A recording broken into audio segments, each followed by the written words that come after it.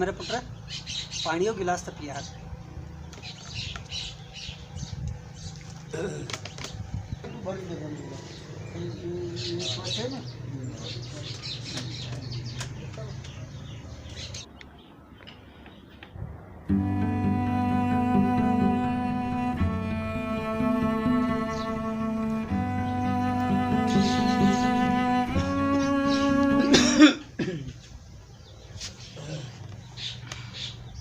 अदा साबिर अज तू टेम सां घर मोटी आयो आहीं छा तोखे सुवारी कोन मिली छा?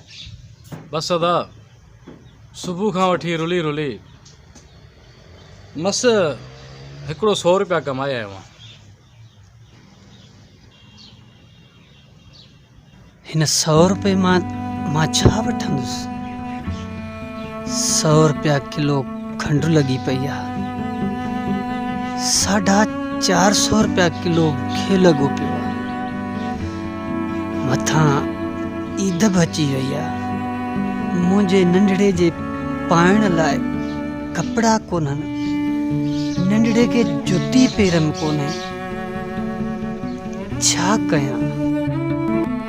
अदा छा पियो सोची? न अदा न कुझु कोन पियो सोचां। अदा दिलगीर न थी ख्याउ न लाए, जेकॾहिं गुरबत असांजे नसीब में लिखियल आहे त राज़ी आहियूं मुंहिंजा भाउ। फ़िलहाल तूं हिन 100 मां गुज़ारो कर, बाक़ी रब छॾींदो कोन। अदा तूं सही पियो चवीं, पर यार मां छा कयां? हिन 100 रुपए मां छा वठां?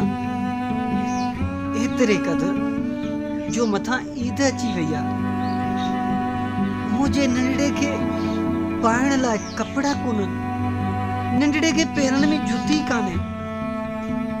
अदा मां छा कयां?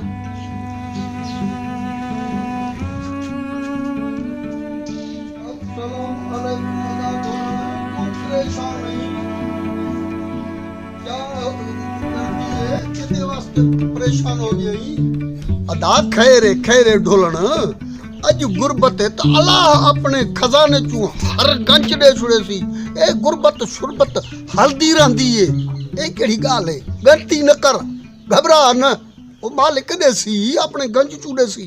बस यार तू का दुआ कर त हिन गुरबत मां जिंद छुटी पए।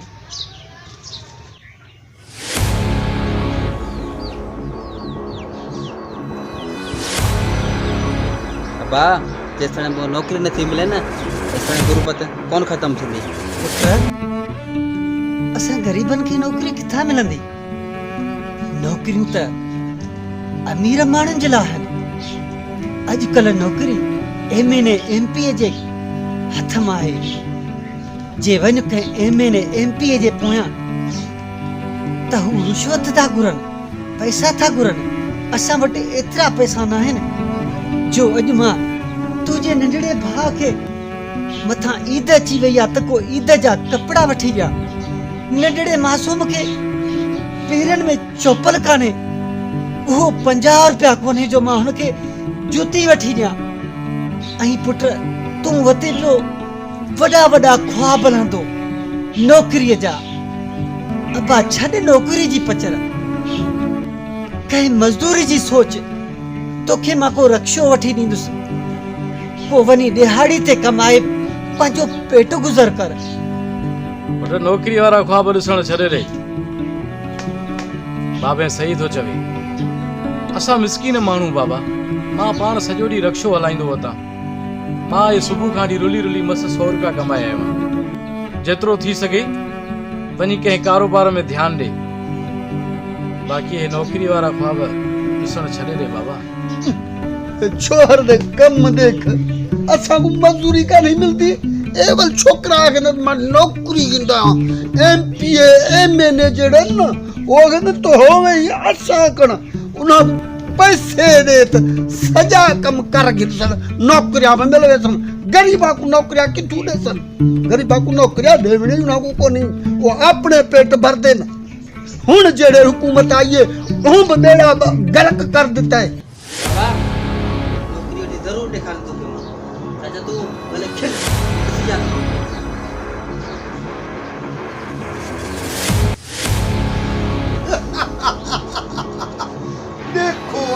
वाला छोकरा भाई नौकरी दा घुंदा अरे बंदू तेरा सका